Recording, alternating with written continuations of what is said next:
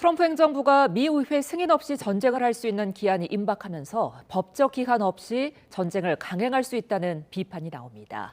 이런 가운데 트럼프 대통령은 유럽 각국 주둔 미군 감축 카드로 압박하고 있습니다.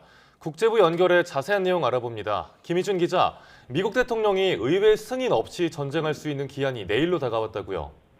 네, 트럼프 미 행정부가 의회 승인 없이 대이란 군사작전을 할 수 있는 60일 기한이 현지 시간 5월 2일로 단 하루 앞으로 다가왔습니다. 이는 전쟁 권한법에 따른 것으로 60일 이후에는 철군 등을 조건으로 30일 더 연장할 수 있습니다. 하지만 헤그세스 국방장관은 상원 군사위원회에 출석해 현재 휴전 상태에 있는 만큼 휴전 중엔 60일 시한이 일시 중지되는 것으로 이해하고 있다고 답했습니다. 하지만 이는 전쟁 권한법을 자의적으로 해석한 것이란 비판이 제기되고 있습니다. 이에 따라 트럼프 대통령이 의회의 승인 여부와 무관하게 전쟁을 계속할 수도 있다는 관측이 나옵니다. 이와 관련해 로이터 통신은 호르무즈 해협 봉쇄와 이란의 해상 봉쇄 등으로 전쟁도 평화도 아닌 현재 국면이 유지할 가능성이 높다고 보도했습니다. 이런 가운데 트럼프 대통령은 이란이 협상을 간절히 원하고 있다면서 미군이 이란을 무력화했고 이란 경제는 붕괴 상태라고 주장했습니다. 이런 언급은 전쟁을 어떤 방식으로든 마무리하려는 출구 전략으로도 풀이됩니다. 네, 트럼프 대통령 독일 주둔 미군을 감축하겠다고 밝힌 데 이어서 유럽 각국에 대한 압박을 이어가고 있군요. 네, 그렇습니다. 트럼프 대통령이 이탈리아와 스페인에 대해서도 주둔 미군 감축을 고려할 수 있다는 입장을 보였습니다. 트럼프 대통령은 백악관에서 행정명령 서명을 마친 뒤 두 나라에 대해서도 독일과 같은 조치를 검토할 것이냐는 질문에 아마도라고 답했습니다. 그러면서 이탈리아와 스페인 등이 이란 전쟁에서 미국이 필요로 할 때 돕지 않았다며 뒤끝을 드러냈습니다.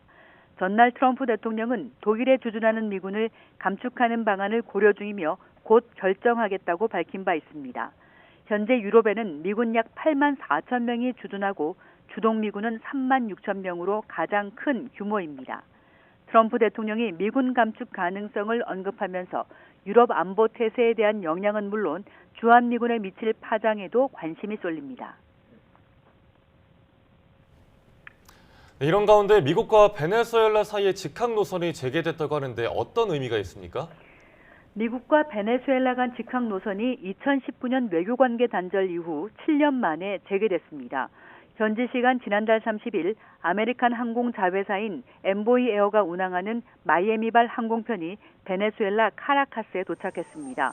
이 항공기는 카라카스에서 승객을 다시 싣고 미국 플로리다로 돌아갈 예정입니다.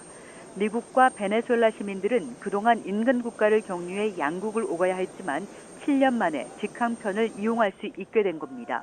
이는 지난 1월 미국이 니콜라스 마두로 대통령을 축출한 뒤 양국 관계가 급 진전된 데 따른 것입니다.